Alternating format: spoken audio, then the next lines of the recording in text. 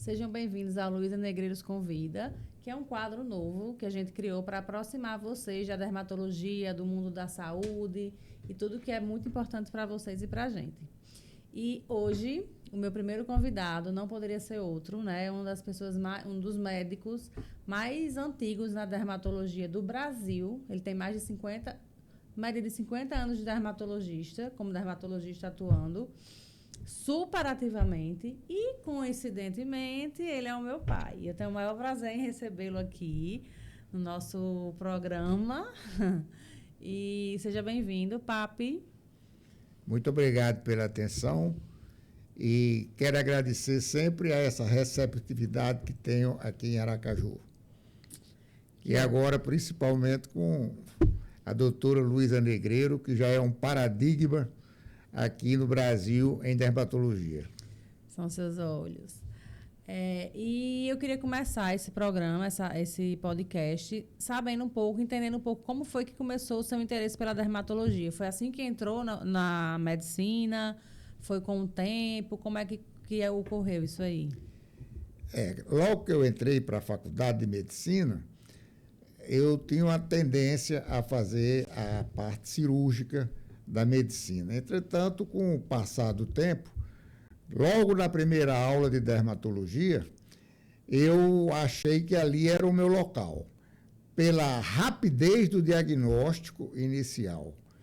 E quando há qualquer dúvida, nós temos dentro da dermatologia o recurso da histopatologia, da biópsia da lesão cutânea. E com 1 a 2 semanas você desvenda um caso que às vezes já vem sendo tratado erradamente há muito tempo por outras pessoas. Então, a dermatologia é uma doença, é uma especialidade que tem muitas doenças que muitos metem a mão, mas poucos chegam à conclusão no seu diagnóstico certo. É preciso ter essa formação que nós temos e que você tem também. E muitas vezes chega um paciente com a lesão tratada com corticoide, né? Com um creme qualquer, e a lesão vem modificada. E aí a gente tem um pouco de receio, né? Em dar logo o diagnóstico. A gente geralmente sabe os tipos de transformações que uma lesão tem com o uso de corticoide. Porém, às vezes dificulta um pouco o diagnóstico, né? Porque a gente perde a lesão elementar. Exatamente. Como eu digo nas aulas, o aluno da faculdade ele tem que saber os elementos eruptivos primários das lesões cutâneas para poder encaminhar. Não iniciar um tratamento, nunca iniciar um tratamento sem saber o que é. Você tem que ter uma orientação para encaminhar logo aquilo ao dermatologista. Que aí a gente, na dúvida, porque as lesões são parecidas, a gente faz a biópsia e tem o diagnóstico certeiro no papel. Que apesar de ser assim, muito mais fácil a gente avaliar uma histopatologia, muitas vezes ainda vem sem ser com diagnóstico fechado. Exatamente. Então precisa ter uma história clínica, uma anamnese muito detalhada de tudo que o paciente faz, história de vida, o que comeu, sentou na areia. Então, várias coisas fazem parte de um diagnóstico, não é tão simples assim. E muita gente chega na dermatologia, tudo a mesma coisa. Não é. A gente olha, bate o olho e sabe, né? Uma das doenças que que eu percebo no consultório, que o paciente mais passa por muita gente, quando chega, a gente, na primeira pergunta, diagnostica pitiríase rósea. Pitiríase rósea de Gibert, é isso mesmo. O paciente chega com aquela lesãozinha grande, né? Aí moeda, aí depois de 1 semana surgem várias outras. E a história clínica é batata. E outra coisa importante dentro da dermatologia, como em algumas outras doenças, é você esclarecer ao paciente o que é que esse paciente tem. Por exemplo, você vai tratar uma dermatite seborreica. Então, você tem que explicar ao paciente que trata-se de uma patologia crônica que ele vai controlar aquilo ali. Ele não vai ficar curado, ele vai ter o controle. Mas, doutor, o senhor não vai curar esse problema? Não, a gente vai controlar isso aí, como você controla a sua hipertensão, como controla a diabetes, como controla a epilepsia, a esquizofrenia. Assim, são várias doenças dentro da medicina. Dermatite atópica, psoríase. Dermatite atópica, psoríase. Algumas você consegue curar, mas as sequelas delas ficam, como é o caso da hanseníase, que hoje tem esse nome pomposo de hanseníase, mas só no Brasil. No resto do mundo é conhecido como lepra. Então, as neuralgias que acometem algumas formas de hanseníase, elas continuam, mesmo depois do sujeito curado. Como tem também a neuralgia pós-herpética, pós o herpes zoster. Isso tudo faz parte desse amplo quadro de dermatologia, essa quantidade grande de doenças que nós temos. E falando em dermatite atópica, eu, como uma boa dermatologista, né, 2 filhos com dermatite atópica. Fale um pouco para a gente sobre a dermatite atópica, que é uma doença genética, e os cuidados que quem tem filho com dermatite atópica deve ter.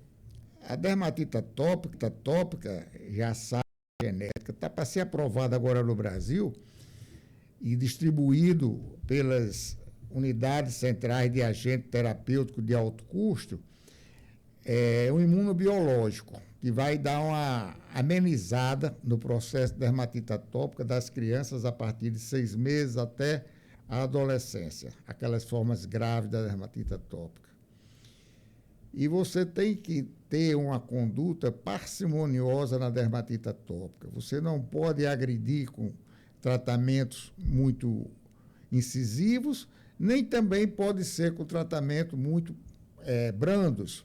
Você tem que ter um meio termo. E, para isso, você tem também que instituir umas certas regras alimentares. Diminuir o consumo dos açúcares. Aí a mãe vai e diz, o próprio adulto com dermatite atópica diz, não, mas eu não como açúcar, eu não faço uso de açúcar. O senhor usa alguma farinha de milho na sua alimentação? Ah, doutor, todo dia eu como meu cuscuz. O cuscuz nada mais é do que amido, açúcar puro.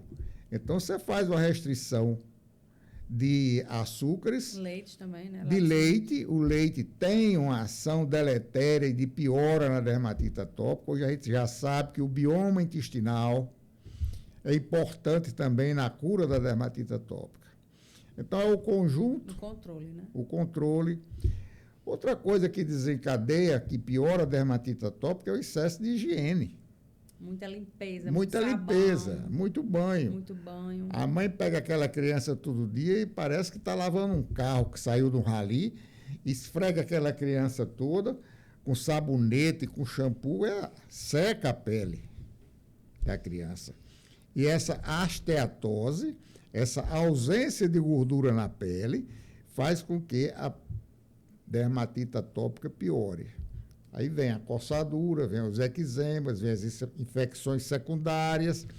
E, às vezes, a dermatite atópica evolui para um quadro de impetigo, porque aquela coçadura, aquela arranhadura infecciona. Aí você vai ter uma dermatite atópica com infecção secundária. Isso. E é muito importante também os cuidados, né, com a limpeza do ambiente que o paciente mora. Evitar pelúcias, evitar passar vassoura em casa, tem que passar pano úmido para a poeira não subir. Porque a gente sabe que tem muita correlação o quadro respiratório com o quadro cutâneo, né? Que eu costumo explicar para o meu paciente que na embriologia, o mesmo tecido que origina a pele origina o trato respiratório e o trato... O sistema nervoso central. O sistema nervoso central. Por isso que todas essas doenças têm muita correlação. Dermatite atópica, asma. Então, passar pano, evitar pelúcia, evitar cortina muito felpuda, que a criança vai ter menos quadro respiratório e, consequentemente, menos exacerbação da dermatite atópica. Fale um pouco agora do seu retorno. Você fez sua residência toda no Rio de Janeiro, né? Fale isso. Eu comecei a frequentar o serviço de dermatologia logo no 4º ano de medicina. Eu tive um professor, o professor Absalom, ele me levou à presença do professor Rabelo, que não era permitido, a não ser no 6º ano médico, a frequência ao serviço. Aí o professor me fez algumas perguntas e se eu tenha vontade de fazer dermatologia. Eu digo, professor, eu já estou inscrito na prova para monitoria de dermatologia. Aí ele disse, então, se você passar nessa prova, você pode frequentar o serviço. Eu passei na prova de monitoria e comecei a frequentar o serviço, que na época era o top, como o pessoal novo diz, o top das galáxias, né? Top das galáxias. No Brasil, que era o serviço da Universidade Federal do Rio de Janeiro, do professor Eduardo Rabelo, uma escola de dermatologia que já vinha de muito tempo e ainda hoje está lá de pé. E frequentou também o pavilhão lá, São Miguel, Não, né? isso foi tudo, o que eu fiz. Isso tudo foi no pavilhão São Miguel, que é um anexo da Santa Casa da Misericórdia, na rua Santa Luzia. E qual não foi minha surpresa, passados 40 anos, eu vou fazer uma visita no Rio de Janeiro à minha filha, que já fazia residência, e ela estava lá sentada no anfiteatro. Quando eu olho, ela sentava no mesmo local que eu sempre sentei, durante os 5 anos que passei lá. Foi uma coincidência, eu fiquei emocionado com aquilo. Muito emocionado. Agora, né, Papito? Então, é isso. A gente fez a residência no mesmo local, né? Frequentou o mesmo ambiente de estudo. Foi a Santa Casa de Misericórdia do Rio. Na época, funcionava o dele com o Rabelo e a minha com o Azulay, que é outra escola, mas que eles seguem o mesmo estilo, né? E lá na residência, você conheceu o Dr. Fedro, né? Fedro... Que é o maior nome da dermatologia sergipana. E brasileira. E brasileira, é. Fedro, Portugal. Fedro é Um abraço para o Dr. Fedro. Um abraço, amigo Fedro. Você faz parte da elite da dermatologia brasileira. Nós fizemos residência junto. Ele já era professor aqui em Sergipe, em Aracaju. Foi à Universidade Federal, lá no Rio, defendeu uma tese muito bonita e consagrou-se aqui como chefe da cadeira de dermatologia aqui em Sergipe. Fedro, além de ser um excelente diagnosticista, é um bom patologista de pele, é o dermatopatologista de primeiro mundo, e é um homem superdotado, porque ele toca piano divinamente bem, sem ler a partitura, e tem uma cultura literária fantástica. Um humor sensacional também. E o humor, ele tem bom humor. Ele é maravilhoso. Bom humor. Um abraço para o Dr. Fedro e quem sabe não será um convidado, né, daqui do nosso programa. Com certeza, na verdade. Com certeza. Tive a ideia agora. Tem que trazer o Fedro aqui. O Fedro é superdotado. Isso. E aí a minha surpresa, né, que... Não, na verdade não foi surpresa. Meu marido passou no concurso de defensor aqui e aí eu vim, sabendo que pai tinha... Quando o Marcelo falou que tinha passado aqui, aí pai, eu tenho um grande amigo lá. Aí foi que eu vim fazer 1 mês de optativa aqui em Aracaju, através do Dr. Fedro. E aí depois voltei, montei consultório e estou aqui. E em relação à família, né, pai? Ele tem 4 filhas. Fala um pouquinho da sua família. Eu cheguei em Mossoró, sem compromisso nenhum, encontrei uma senhora, uma menina lá, uma mocinha, uma adolescente. Senhora é ótimo. Na época não era senhora ainda não. E nos casamos, e desse casamento surgiram 4 filhas, que são 4 amigas que eu tenho, cada qual mais competente do que a outra. Nunca me deram vexame, só me deram prazer e alegria. São pessoas fantásticas, são amigas que eu tenho, amigas incondicionais.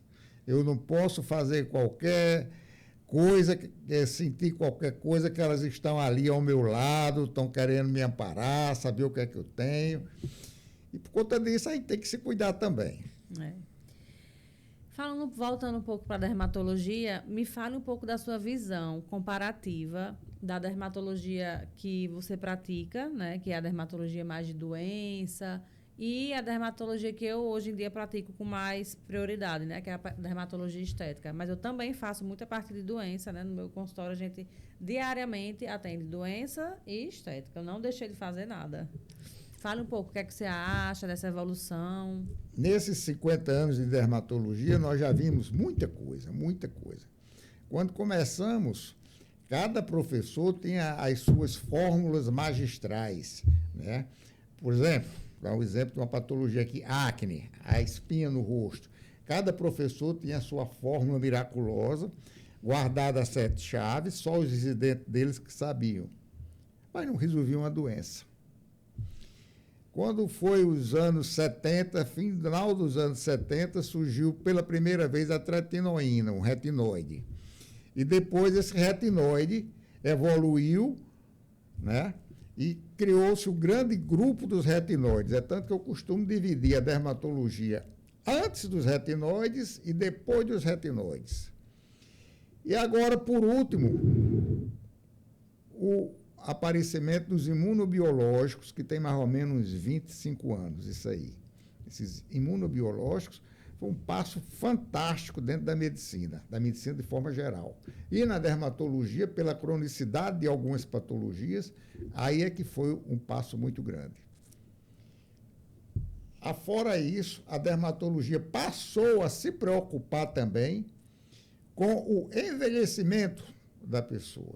E começaram a surgir as medicações, os lasers, né?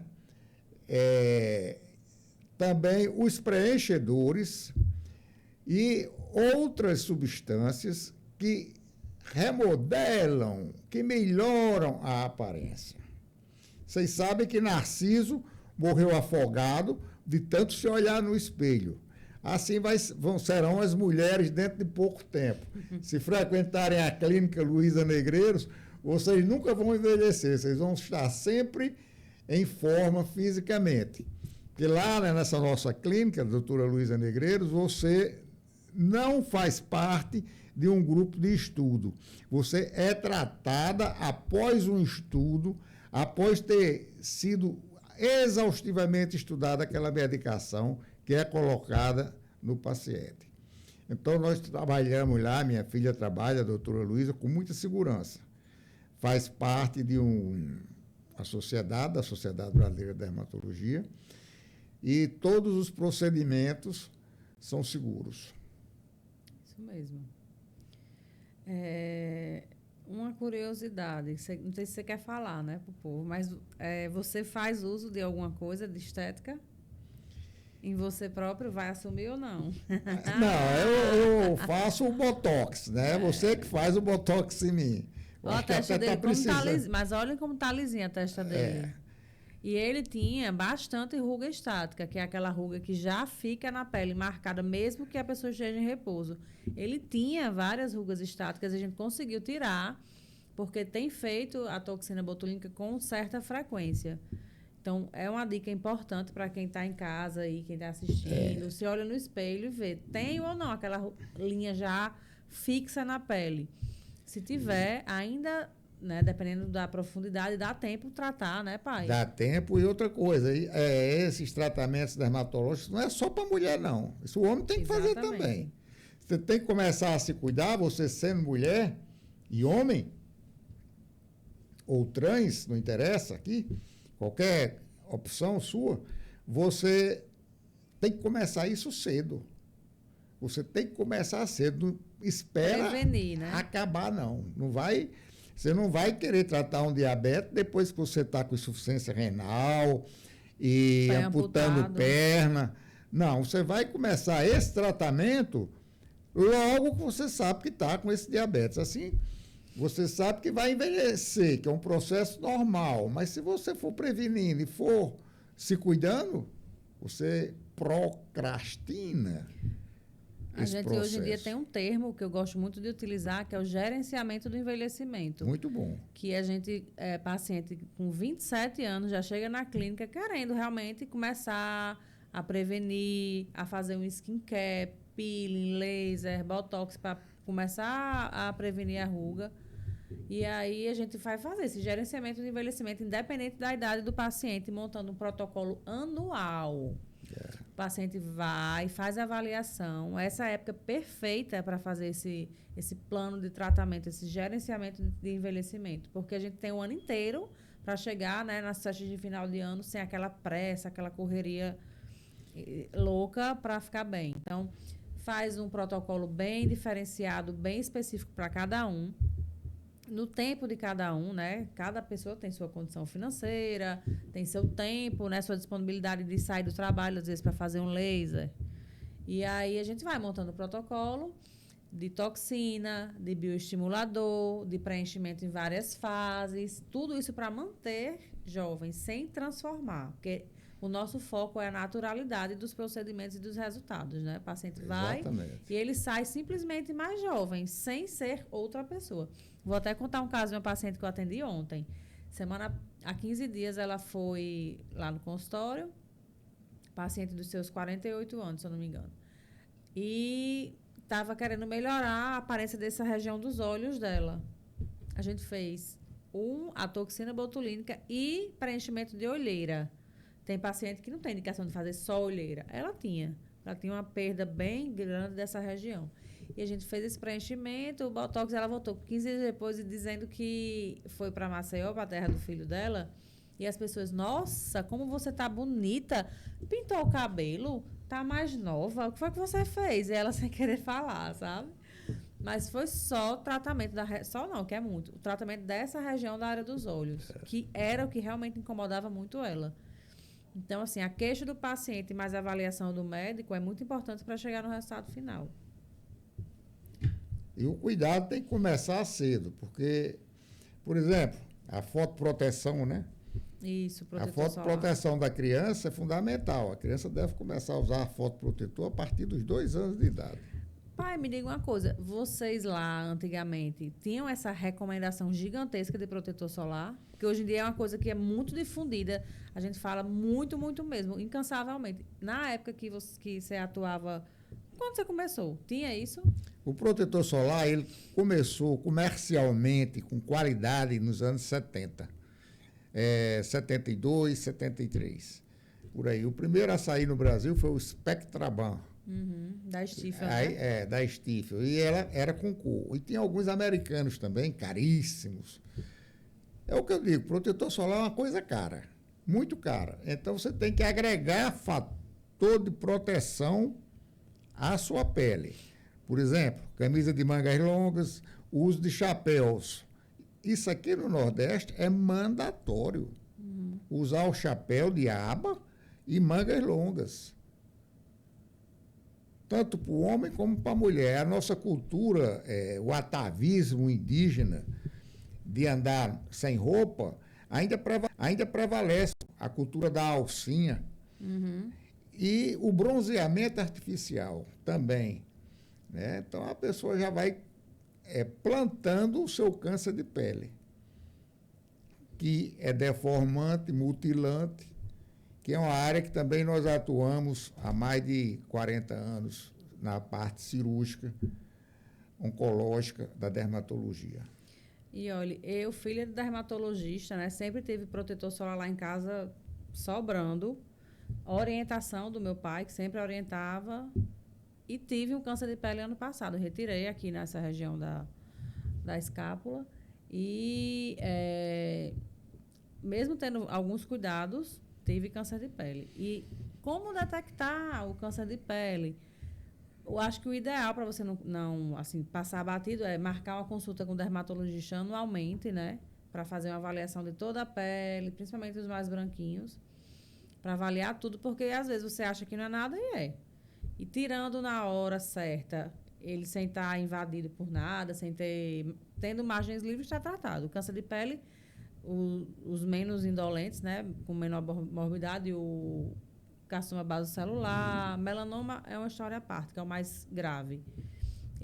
A gente geralmente tira, margens livres, está curado. E nunca esquecer ao dermatologista de avisar o paciente. Olha, nós vamos retirar esse tumor, você vai ficar sob vigilância. Agora, isso não quer dizer que esse tumor, porque foi tirado, não vão aparecer outros. Tem que manter a vigilância. Não é recidiva de tumor. Isso fique bem claro. É outro tumor que aparece, porque toda aquela pele foi infiltrada por raios solares. Isso é importante avisar o paciente. Manter a vigilância cutânea. Manter a vigilância da pele. Eu peço lá no serviço público que volte a cada 6 meses. Já dou a solicitação de retorno. Quando ele é operado, ou já vem da cirurgia de cabeça e pescoço, ou do cirurgião oncológico. Entendi. E em relação à cirurgia, você pratica muito ainda lá em Mossoró?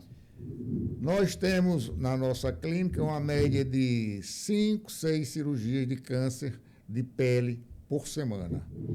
Esse movimento já foi bem maior. Eu geralmente fazia 3, 4 cirurgias dessas por dia. Dava uma média de 15 cirurgias por semana. Mas aí chegaram lá na cidade alguns cirurgiões de cabeça e pescoço e melhorou. Deu uma aliviada. Melhorou a nossa barra aqui. Agora eu estou selecionando mais os casos. Só fico com aqueles casos mais complexos. Porque o restante a gente consegue fazer o encaminhamento. Porque para nós dermatologistas, quando a cirurgia é muito mutilante, por exemplo, uma amputação de uma orelha, aí você não vai fazer essa amputação. Você manda para o cirurgião de cabeça e pescoço. Porque o cirurgião de cabeça e pescoço,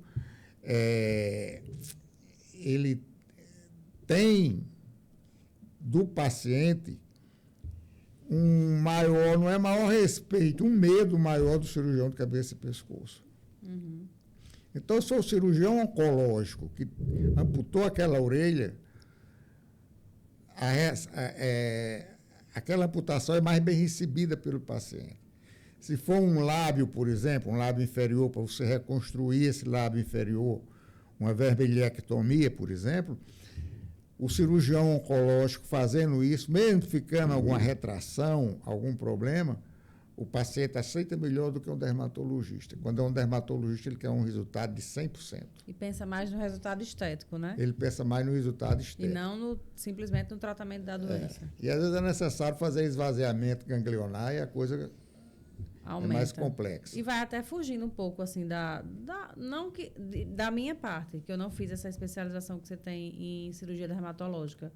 Mas, assim, foge um pouco da nossa prática diária, né? Foge porque é mais agressiva, né? Isso. Mais invasiva.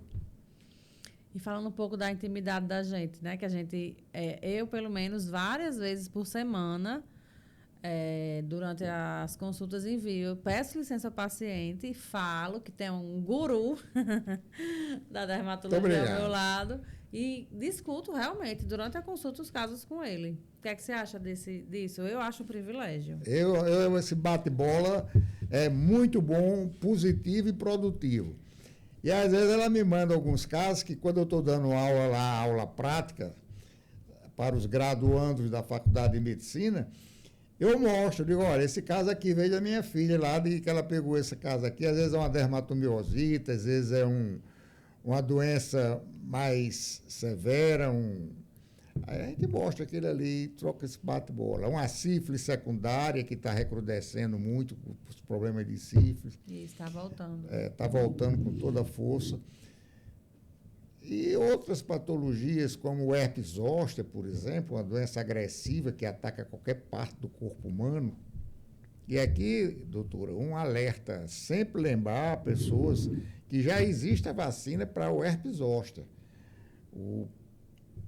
A partir dos 25 anos, todo mundo deveria se vacinar. É uma vacina paga, cara, mas que evita a neuralgia pós-herpética. E o que é que você começou a... Sempre teve, né, esse prazer de ensinar. Sempre foi uma coisa que você gostou muito. Fale um pouco dessa sua parte como docente, dermatologista e professor. Nós fizemos inicialmente uma monitoria, quando estávamos na faculdade. Eu fiz monitoria de anatomia, fiz de histologia e fiz de dermatologia. Fiz 3 monitorias. E eu fiz de anestésio, porque eu queria ser anestesista. Aí, deixa eu até contar essa curiosidade sobre o meu começo. Eu queria passei a faculdade toda querendo anestesia, mas sempre olhando os livros dele, muitos livros lá em casa de dermatologia, eu abria, ficava olhando, adorava. E era só de doença. Aí, quando eu fui na hora de decidir, que eu tinha que marcar o X, Aí eu fiquei pensando, né? Meu Deus. Eu tinha ele como dermatologista na minha família e meu tio Armando Negreiros, que era anestesista. Então, eu acompanhava o tio Armando porque ele estava em Natal. Pai morava em Mossoró e eu não acompanhava tanto. E aí eu pensei na rotina de cada um. Pai chegava em casa todos os dias, às 18 horas. Saía no horário bem certinho, almoçava em casa, não trabalhava final de semana, não dava plantão. E criou 4 filhas perfeitamente bem, né? Com muito, assim, uma vida ótima. Já tio Armando dava muito plantão, trabalhava à noite, de madrugada, final de semana, muitas vezes saía do restaurante para dar um plantão, para fazer uma anestesia de parto. E eu pensei, qual é a vida que eu vou querer? Aí eu optei por dermatologia. E estou hoje em dia super satisfeita, feliz e realizada na minha vida. Continue agora. Aí depois houve concurso para professor auxiliar de ensino lá na Universidade Federal do Rio de Janeiro. Aí eu fiz. Passei no concurso, comecei como auxiliar de ensino na 11ª Enfermaria e depois eu recebi um convite para vir trabalhar em Mossoró. Aí vim para Mossoró e lá dei aulas na Faculdade de Enfermagem durante algum tempo, atendendo um convite de doutora Salizete. Mas depois o consultório aumentou muito o movimento, eu tive que me ausentar desse serviço. E quando foi agora, recentemente, eu recebi um convite de uma faculdade para ser o preceptor de aulas práticas de dermatologia. Então, no nosso ambulatório, à tarde, nós atendemos cerca de 15 a 19 pessoas por dia. E é um ambulatório muito rico em doenças. Tem muita doença, muita coisa. São 15 a 20 casos clínicos por dia. E eu detalho um a um junto com os alunos. Então, eles estão tendo um bom proveito. E na cadeira de dermatologia lá, consegue desenvolver algum tipo de dermatologia estética ou não? Não, porque eu fico só na aula prática. A aula teórica, quem dá são outras 2 colegas. Entendi. Mas eles fazem a É parte... só a aula de graduação, né? Não é a nível de pós-graduação. É bom porque ter um professor bom na graduação é super determinante na escolha da especialidade. É, porque o aluno, pelo menos, ele vai saber encaminhar o paciente. Isso. Né? Não, e a escolha dele para saber o que vai fazer. O que vai fazer. Porque é muito difícil. Você, às vezes, com um professor ruim, às vezes, já tira. É que possibilidade. Eu alerto bem a eles o seguinte, que você na dermatologia, você trabalha com doenças, digamos, universais. Nós temos, por exemplo, a psoríase, 5% da população tem psoríase. Né?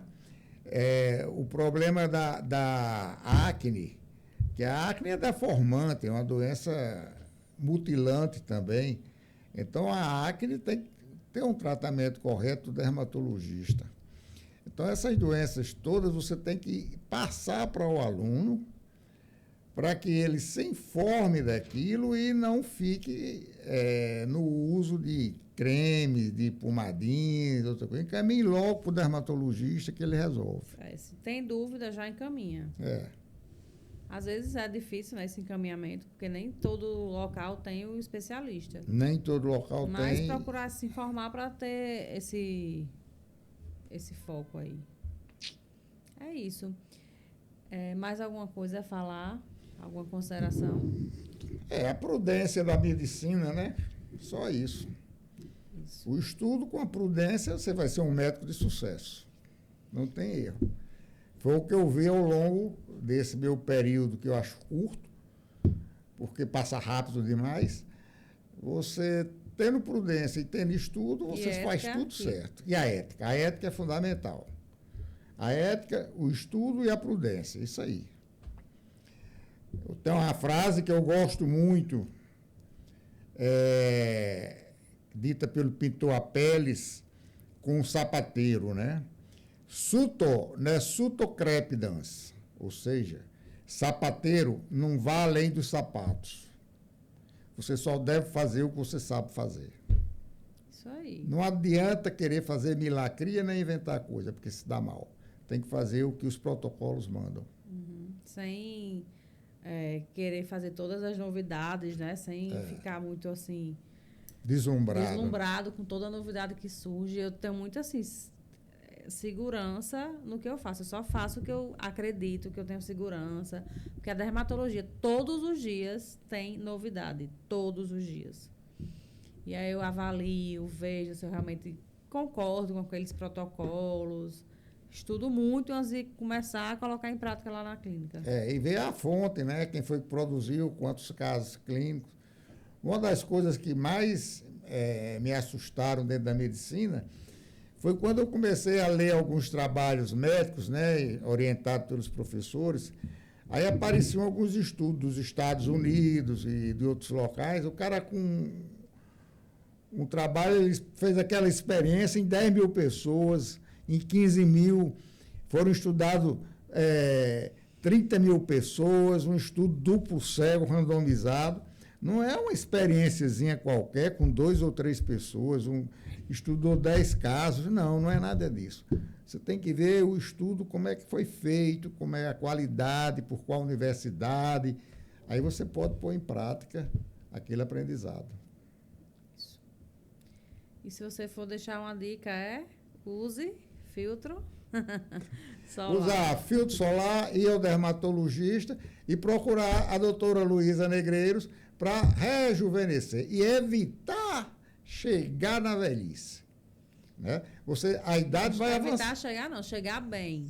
Chegar bem, mas você vai começando cedo a fazer as suas avaliações dermatológicas e fazer o que for necessário, você vai ter uma qualidade de vida bem melhor.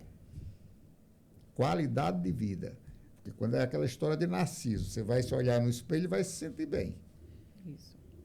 Então, quero agradecer aqui sua presença, foi um prazer. Obrigado. Na próxima vinda vamos fazer outro. Certo. Agradecer ao pessoal do Estúdio Jardins por essa oportunidade e podia começar a postar coisas no seu Instagram, né, Painho, também? Vamos dar uma ver. alimentada aí. Né, Marquinhos? Vamos fazer essa parceria aí. Obrigada, gente. Foi um prazer. E eu queria que vocês dessem dicas de temas e pessoas para chamar para participar aqui do quadro novo. E deixar aqui um agradecimento especial a todo mundo. E fiquem com a gente. Sigam o Instagram da clínica, @Clínica Luísa Negreiros. Que a gente sempre posta o dia a dia, as novidades, tudo que está acontecendo por lá. Tá? Beijão e obrigada. Pronto. Foi quanto tempo, hein?